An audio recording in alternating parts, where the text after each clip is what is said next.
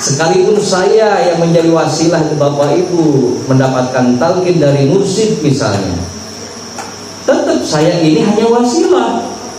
Jangan dijadikan wasilah ini sebagai guru, apalagi sampai dinyatakan mursyid. Nah ini hati-hati. Wasilah tetap wasilah. Yang kita pegang itu bukan wasilah. Wasilah itu hanya pengantar. Yang kita pegang adalah silsilahnya, yang langsung terhubung wasilah silsilahnya, yaitu Syekh Mursyid Syekh Ahmad Shahidul Wafa Tajul Arifin, ya. Jadi kami para wakil talqin ini hanya wasilah yang menyampaikan.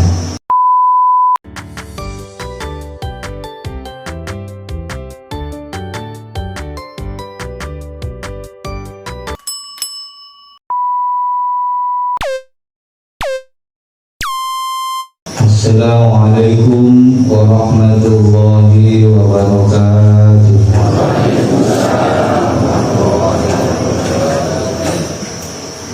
Bismillah, alhamdulillah, salatu wassalamu ala rasulillah wa ala alihi wa ashabihi wa mawala, la hawla wa la quwwata illa billah, amma ba'd. Ayyuhal ikhwan rahimakumullah, ittaqullaha haqqa tuqatih wa la tamutunna illa wa antum muslimun. Allahumma iftah lana futuhal arifin, amin. Allahumma ya muqallibal qulub tsabbit qulubana ala dinik. Allahumma ja'alna minal a'idin wal baridin wal maqbulin, taqabbalallahu minna wa minkum siyamana wa siyakum taqabbal ya karim, amin ya rabbal alamin. Ilahi anta maksudi wa ridha yang tinggi mahabbatan wa ma'rifatan. Hadirin jamaah manaqib yang dimuliakan Allah, wabil khusus yang saya hormati para kesepuhan, tokoh masyarakat, para alim ulama, asatidz, wabil khusus yang saya hormati pengurus lembaga dakwah LGTQN Pondok Pesantren Suryalaya Tasikmalaya, perwakilan atau Korwil Sumatera Selatan yang alhamdulillah hadir bersama mendampingi untuk hadir di majelis yang mulia ini. Pertama, tujuan kami datang bersilaturahim.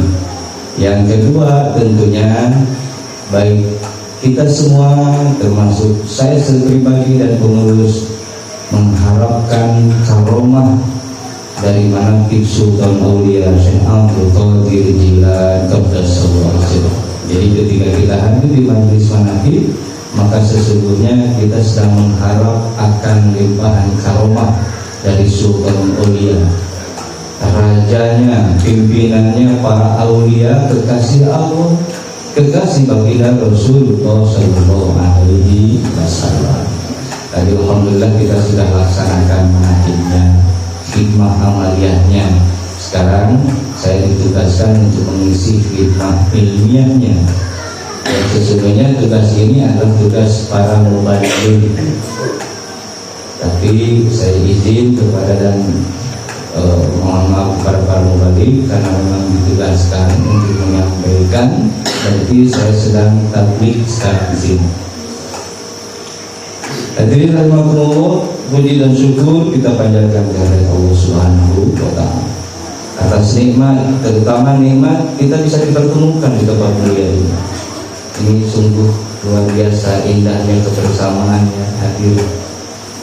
Saya dari Cianjur bisa hadir di Muara Kawang, ya, Kawang Dalam. Menyebutnya atau sebagai negara juga saya istilahnya Kawang Dalam, Sumatera Selatan. Luar biasa perjalanannya. Tapi begitu datang lalu kemudian hadir, dihadiri oleh Bapak Ibu yang Masya Allah luar biasa, yang jauh-jauh datang, yang dekat datang dalam kondisi perjalanan yang luar biasa. Coba kalau saja hujan nggak tahu tadi itu jalannya. Ya. Jadi selama ditugas safari di Sumatera ini ada 2 tempat termasuk Kuang Barat yang luar biasa medannya.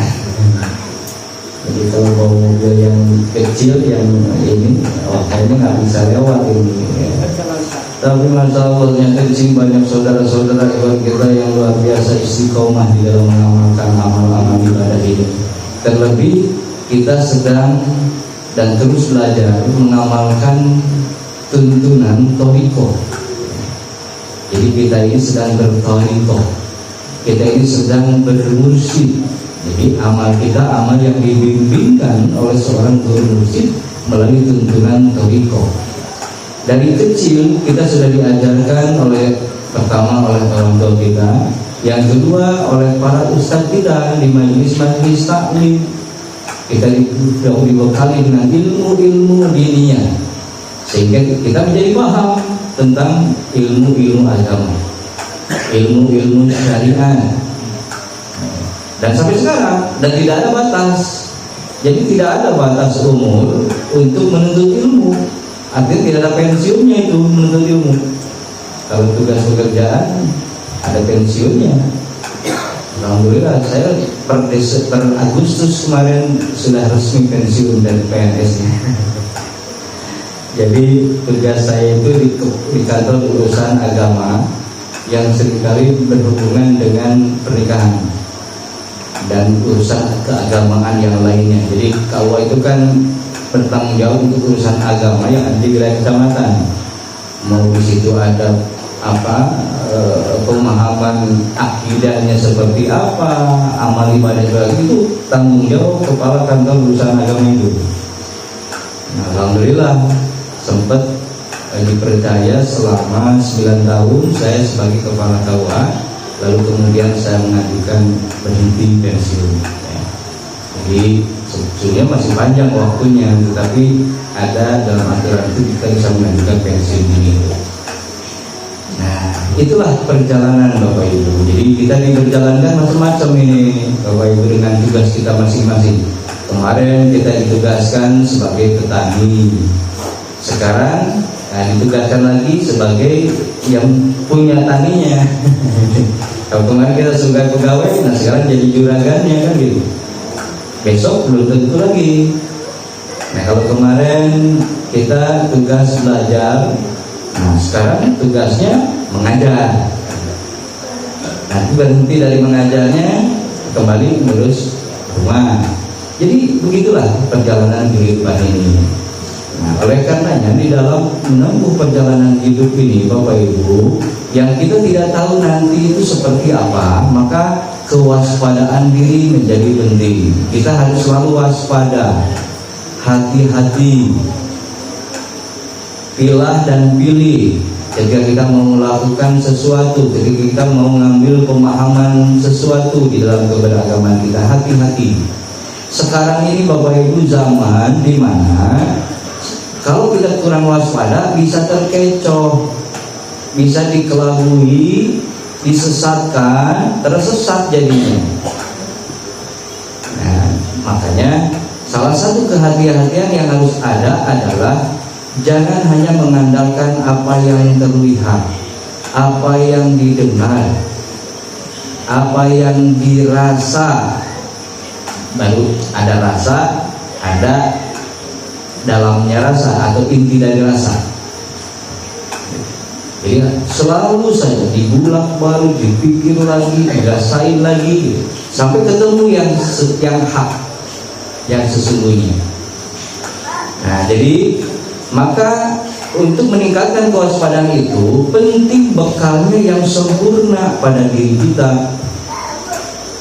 Baik ilmu yang kita terus dapatkan dari para kiai kita, juga bimbingan-bimbingan para ahli-ahli yang membimbing.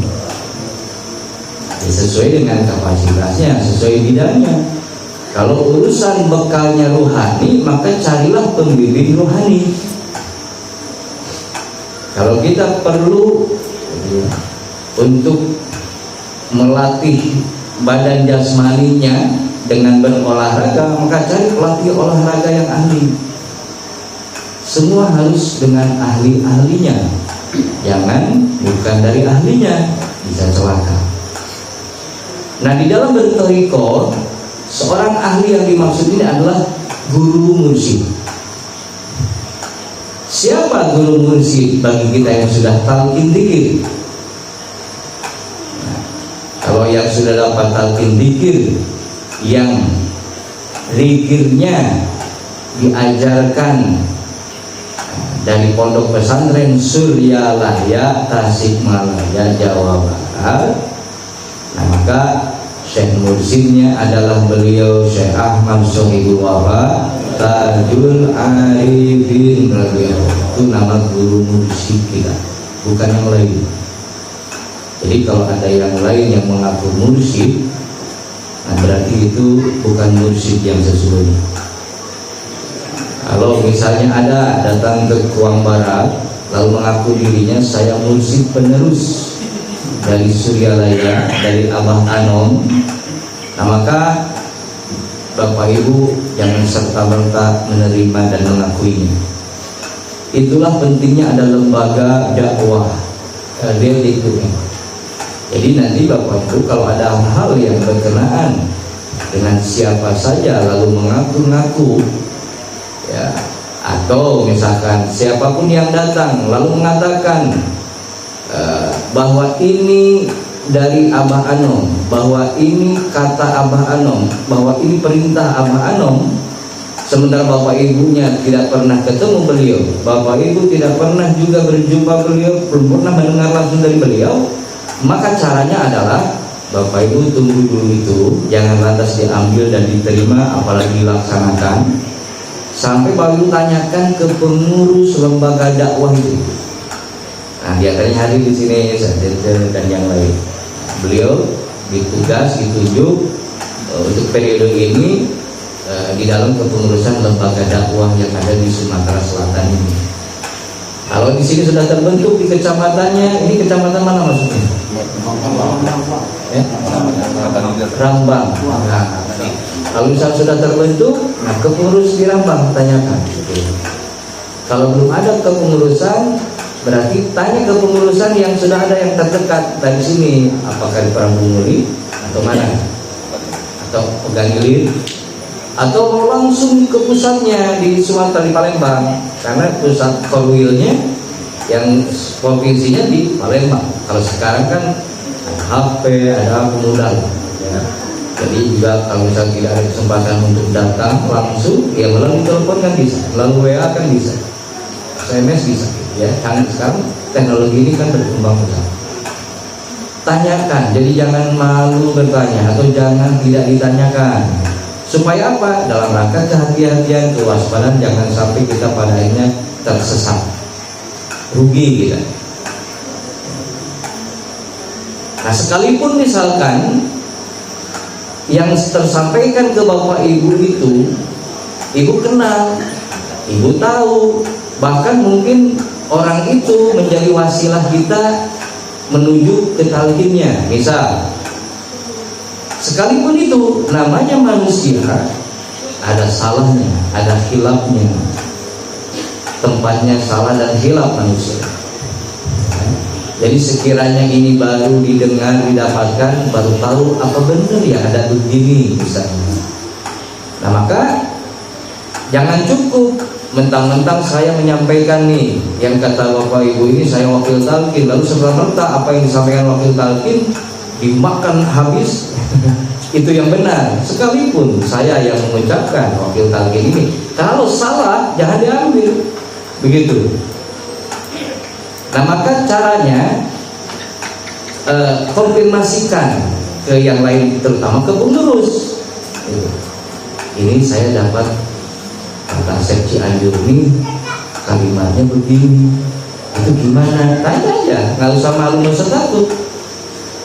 Kok sepertinya janggal ya, kok sepertinya aneh ya, misal gitu ya. Tanyalah, ada pengurus sudah terbentuk di mana-mana. Ini saya dapat pernyataan begini, kira-kira gimana? Ya tentunya pengurus juga, kalau pengurus tahu nanti disampaikan, Tapi kalau juga pengurus juga baru dengar juga, nanti pengurus ini naik lagi tanya ke pengurus yang di pusat, begitu terus.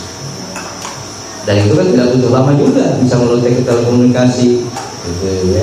Nah itu dalam rangka kehati-hatian Bapak Ibu. Jadi jangan karena begini, Bapak Ibu nggak enak karena yang menyampaikannya saya misalnya. Lalu Bapak Ibu ngerasa gak enak hati, gitu ya. Sekalipun saya yang menjadi wasilah Bapak Ibu mendapatkan talqin dari mursyid misalnya, tetap saya ini hanya wasilah. Jangan dijadikan wasilah ini sebagai guru, apalagi sampai dinyatakan mursyid. Nah ini hati-hati. Wasilah tetap wasilah. Yang kita pegang itu bukan wasilah. Wasilah itu hanya pengantar. Yang kita pegang adalah silsilahnya, yang langsung terhubung wasilah silsilahnya, yaitu Syekh Mursyid Syekh Ahmad Shahidul Wafat Tajul Arifin, gitu ya. Jadi ini para wakil talqin ini hanya wasilah yang menyampaikan. Begitu. Ini sering gitu ya, kita akhirnya terganggu pemahamannya gara-gara tadi dianggap apa yang disampaikan yang keluar dari mulut wakil talqin lalu itu benar semua gitu. Seperti apa yang disampaikan ini titah guru. Ini bersumber dari mursyid. Nah, belum tentu ya. Nah, jadi saya sudah mendapatkan informasi bagaimana ikhwan uang dalam ini begitu luar biasa di dalam mengamalkan, ya. Sampai sekarang pun ya memang terbukti luar biasa yang hadir ini. Nah, makanya kuatkan gitu, kuatkan keyakinan kita, jangan sampai salah, ya. Jadi nanti kalau Anda dengar ini kata Abah begini, Abah Anom, ini kata Syekh Mursyid harus seperti ini, ya. Nah pokoknya kalau baru satu orang yang menyampaikan, nanti dulu gitu. Kita ada LDT-nya, tanyakan, sampaikan LDT-nya, saya dapat ini nih, ya. Gimana, benar nggak, perlu saya lakukan nggak, saya amalkan nggak, gitu. Ya seperti itu. Nah jadi Bapak Ibu, sampai dengan detik ini, setelah 2010, pengarsa Allah Syekh Mursyid tidak lagi mengangkat wakil talqin, ya. Jadi kalau ada yang setelah itu lalu berani mentalqin, tanggung jawabnya. Tapi kita nggak usah ngambil itu, ya. Jadi karena itu bukan dari Syekh Mursyid kalau sahabat Anom. Maka kalau ada yang datang tanya, ini dapat tugas wakil talqin dari tahun mana, tahun berapa, gitu aja. Kalau setelah 2010, nah nggak usah. Itu. Ya kalau nanti tanggung jawab dia, ya urusannya dia lah sudah. Tanggung jawabnya itu, urusannya itu. Tapi yang penting kita kalau di luar itu nggak usah ya. Karena itu bukan dari Syekh Mursyid pengersamaan, begitu. Jadi dalam berkeyakinan dalam thariqah ini kita harus lurusin, nggak boleh ragu, nggak boleh mencong. Jadi apalagi kalau waktu sudah batalkan sudah lama ini, sayang perjalanan kita ini. Kita sudah dibimbingkan dan mau diantarkan, tinggal sedikit lagi sampai, gara-gara ragu di situ, gara-gara akhirnya terbelokkan di situ, celaka nanti, rugi. Ya. Silahkan kita mengambil wasilah-wasilah Bapak Ibu, tapi wasilah tetap wasilah, jangan dijadikan wasilah jadi silsilah. Ya, jadi yang bersilsilah itu mursyid, bukan wasilahnya. Jadi ceritanya begini misalnya Bapak Ibu ya, kalau misalnya di sini kan mayoritas karet ya, petani karet. Itu kalau ke atasnya itu pakai apa biasanya? Yang ke atas naik apa? Ada titihan itu ya, dibikin dari bambu apa gimana? Namanya apa? Tangga ya, tak sama lah gitu. tangga, kita ke atas sana yang mengambil karet sana atau membuat sayatan itu kan mesti alat untuk bisa ke sana itu. Berarti kan dibikinlah tangga. Nah tangga itu wasilahnya yang menyampaikan kita ke atas. Lalu kemudian tangga ini keropos misalnya. Mungkin masih bisa dipaksakan. Tapi kalau semakin keropos-keropos, kita juga nggak bisa kita paksakan, bahaya. Jatuh sudah. Kalau sudah gitu, alternatifnya apakah kita ganti wasilah itu tangganya atau diperbaiki? Ya silakan, gitu. Jadi kalau sekiranya yang menjadi wasilahnya sudah bobrok, sudah hancur, sudah gitu, jangan dipaksakan lagi. Ya. Tapi kita perlu wasilah, kan, untuk sampai ke tingkat sana itu, ke atas itu. Nah maka tadi, apakah mau diganti tangga ini atau diperbaiki? Ya, tapi jangan salahkan uring-uringan ke tangganya gara-gara tangganya keropos. Wah ini mencak-mencak, akhirnya wah nggak usah. Ya sudah terlihat keropos, ya jangan dipermasalahkan. Tinggal masalahnya mau diganti atau diperbaiki, kan selesai, sederhana. Ya kalau misalkan sudah nggak kepake tangganya, bagaimana supaya tetap manfaat? Misalnya ya jadikan kayu bakar atau apa, kan gitu ya, tetap ada manfaat juga misalnya gitu ya. Jadi hadirin, mumpung ya saya ada kesempatan ke sini, saya ingin betul-betul menguatkan kita semua gitu. Karena belum tentu juga nanti saya bisa sini lagi nih, tergantung Sohibul Bait sini lah. Kalau memang masih ditugaskan, kemudian waktunya cukup, insya Allah ya. Karena memang kalau sudah tugas, saya nggak bisa nolak.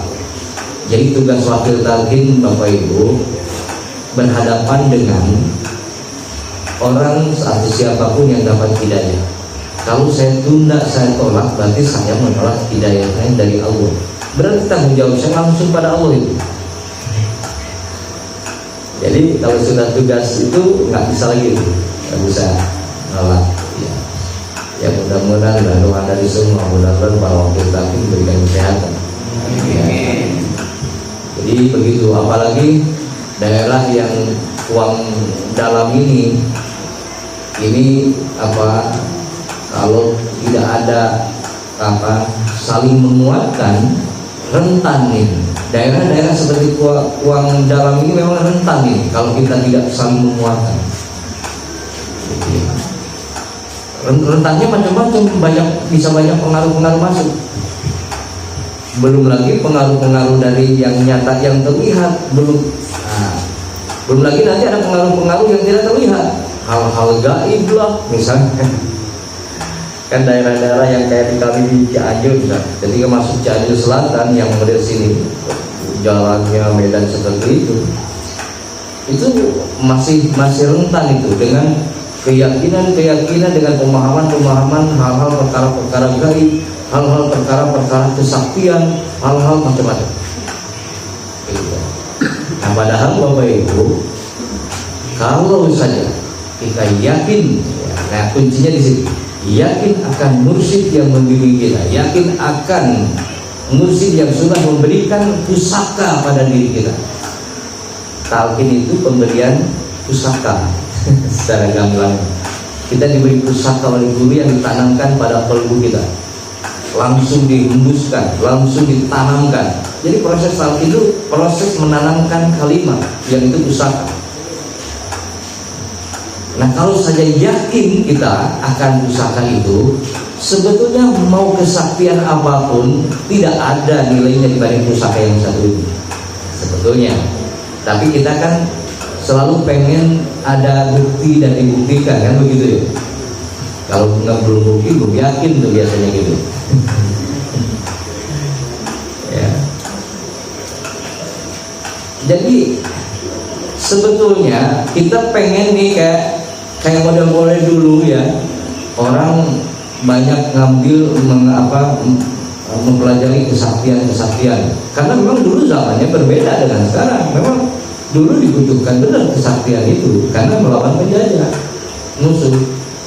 Nah sekarang coba kalau kita ngambil kesaktian, emang mau di apa kalau sudah sakti? Kalau sekarang apa mau jadi, mau buka klinik atau apa? untuk nafkah atau seperti apa coba? Mending kalau pada akhirnya didapatkan barokah. Gimana kalau yang sebaliknya yang didapat madorot jadinya. Jadi Bapak Ibu, ada satu pengalaman kisah, ini kisah nyata dari ikhwan kita. Di dalam perjalanan setelah talqin lalu diamalkan dzikir, khataman dan manakib, lalu kemudian diberikan kelebihan, diberikan maunah. Jadi kalau istilah mengatakan kelebihan-kelebihan yang diberikan kepada orang-orang soleh disebutnya maunah.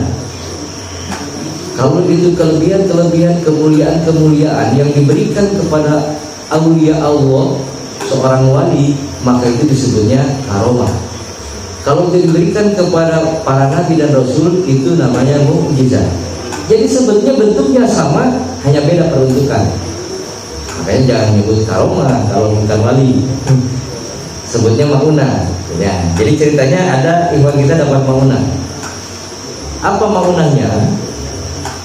Dia mampu memahami bahasa binatang.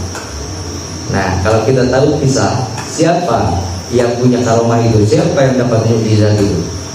Yang bisa ngobrol dengan binatang, tahu bahasa binatang? Nabiullah Sulaiman alaihissalam. Saya bilang, wah hebat berarti ini. Dia dapat bicara, tahu bahasa binatang, dan bukan hanya satu binatang, semua binatang dia paham, bisa ngobrol. Nah, secara sepintas hebat, kita katakan hebat, kita katakan orang ini sakti, kan begitu? Tapi ternyata Bapak Ibu, justru dia sendiri menyampaikan tolong tutup. Dia minta nggak mau lagi tahu bahasa itu, bahasa binatang itu, pengen normal seperti biasa katanya. Loh, kenapa orang pada pengen kesaktian begitu, ini malah nggak mau?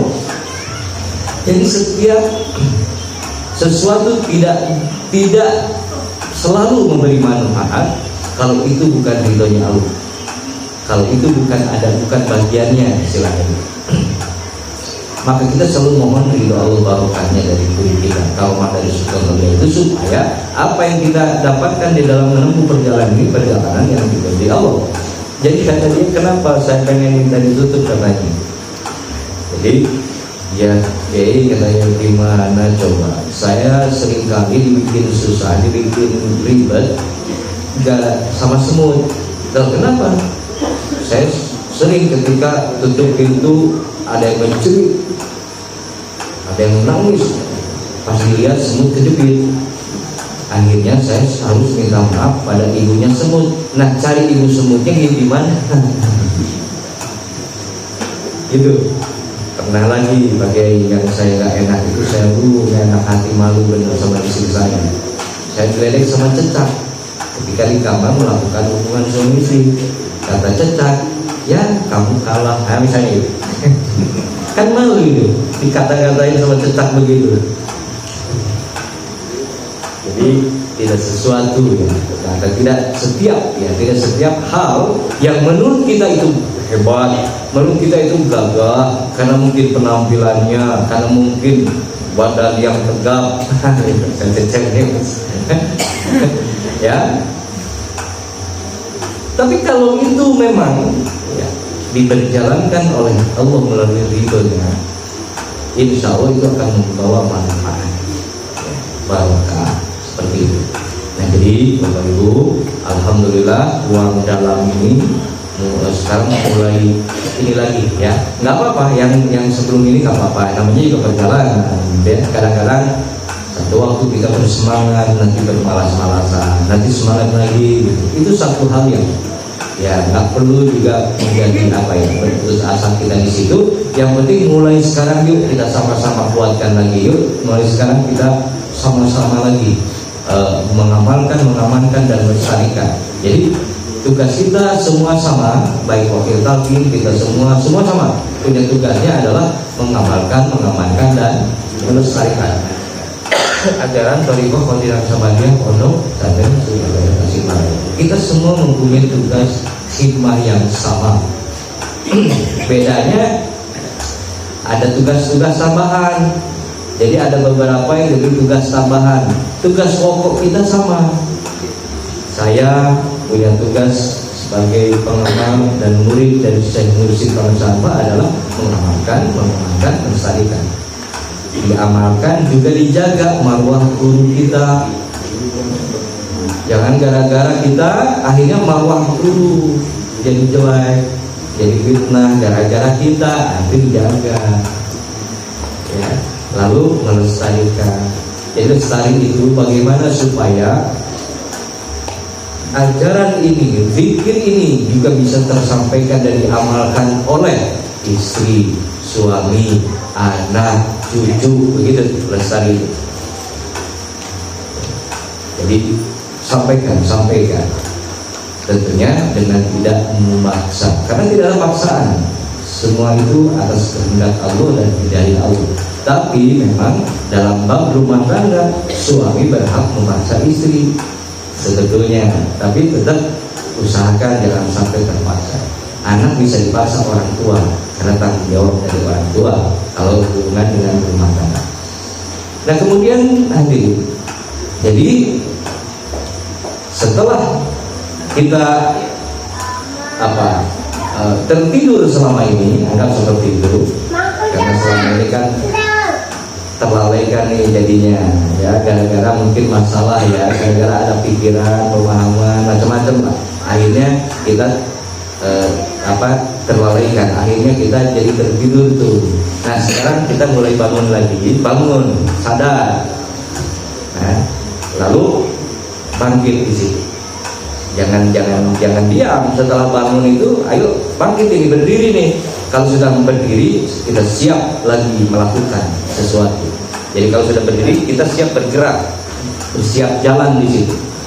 Nah, tapi sebelumnya, setelah kita bangkit sebelum jalan, nah satukan dulu pemahaman kita, keyakinannya, diyakinkan dulu yang seutuh. Lalu kalau sudah kita bersama-sama bersatu di dalam pemahaman kita, dalam keyakinan yang sama, nah barulah setelah itu maju, amalkan lagi, ayo jalan lagi. Nah itulah moto slogan yang dicantumkan, yang dibuat di milad tahun ini, di milad Suryalaya yang 120 tahun. Di situ ada slogannya, bangkit bersatu maju. Dan usia Suryalaya sekarang 120 tahun. Jadi berdiri Suryalaya itu dari tahun 1905. Sekarang 2020, berarti 120 tahun. 120 tahun itu usianya Abah Sepuh yang memberi wasiat dalam tanti. Jadi usia dunia Abah Sepuh 120 tahun. Jadi ini, mari kita sama-sama jadikan angka ini 120 tahun ini usia Abah Sepuh. Abah Sepuh itu punya tanti. Suryalaya sekarang miladnya 120, dan Suryalaya punya tuntunan Thariqah Qadiriyah Naqsyabandiyah yang pengamalannya 3 amal pokoknya. Amal hariannya dikir jahar 165 kali, syukur lebih, kalau kurang qadha. Amal mingguannya khotaman seminggu sekali, syukur bisa tiap hari. Amal bulanannya manakib, syukur bisa 2-3 kali dalam sebulan. Itu amal pokok. Semua itu amalkan semampunya. Nah, dari angka 120 tahun Abah Sepuh, ada tanti di sana. Kalau hubungannya dengan Milad Suryalaya, itu artinya apa? Mari kita pengamalan dalam thariqah kita ini lahirkan pada akhlak tanbihnya, gitu. Karena buah dari pengajaran thariqah ini berbuah nanti pada akhlak tanbih. Ya, kita tinggal lihat contoh saja sudah, nggak usah bingung. Baca tanbih, tapi juga simak isinya seperti apa, lalu lakukan, amalkan, jadikan akhlak dalam keseharian kita. Kalau kita sudah mampu melahirkan akhlak tangguh, maka sesungguhnya kita sudah mengamalkan dan melestarikan dengan sebenar-benarnya. Begitu. Itu saja hadirin, dan atas nama pribadi, atas nama para wakil tabiin, atas nama Ahlul Bait menyampaikan permohonan maaf lahir dan batin. Ya, taqabbalallahu minna wa minkum siyamana wa syakum taqabbal ya karim. Semoga amal ibadah Ramadan kita, semoga amal ibadah kita yang lainnya semoga diterima oleh Allah Subhanahu wa taala. Semoga kita selalu dibimbing dalam perjalanan menuju ridho Allah ini dengan bimbingan Syekh Nursi Syekh Ahmad Shalih wa Fatajul Arifin. Dan setelah ini silakan Bapak Ibu yang sudah ikut lagi untuk mengasah lagi, untuk memantapkan lagi. Bagi yang belum pernah sekarang ikut, nanti ada syaratnya 5. Syaratnya siapapun bisa memenuhinya. Jadi tidak berat, tidak banyak, hanya 5. Apa itu syaratnya? Terutama syaratnya jangan terpaksa, harus keinginannya. Kalau terpaksa Bapak Ibu mengikutinya, berarti qalbu dari Bapak Ibu tertutup, menutup, tidak buka, tidak terbuka. Kalau Bapak Ibu atas dasar keinginannya, berarti qalbu dari Bapak Ibu terbuka dan membuka. Jadi bagaimana bisa menerima limpahan qalbu ini kalau qalbunya nutup? Begitu ya. Jadi harus betul-betul keinginannya lahir dari dirinya, tidak terpaksa. Lalu ada syarat yang keduanya, amalkan semampunya. Jadi bukan kita harus bisa, bukan. Karena urusan bisa, urusan mampu dan memampukan itu urusannya Allah. Tugas kita adalah mengamalkan semampunya. Jadi jangan takut tidak bisa mengamalkan. Lalu syarat lain harus balik dulu dan punya wudhu, dan semata-mata dilandasi dengan kita memohon ridho Allah dari talqin ini, dari zikir ini. Itu hanya itu syaratnya, tidak ada yang lain. Demikian kita akhiri dulu. Assalamualaikum warahmatullahi wabarakatuh.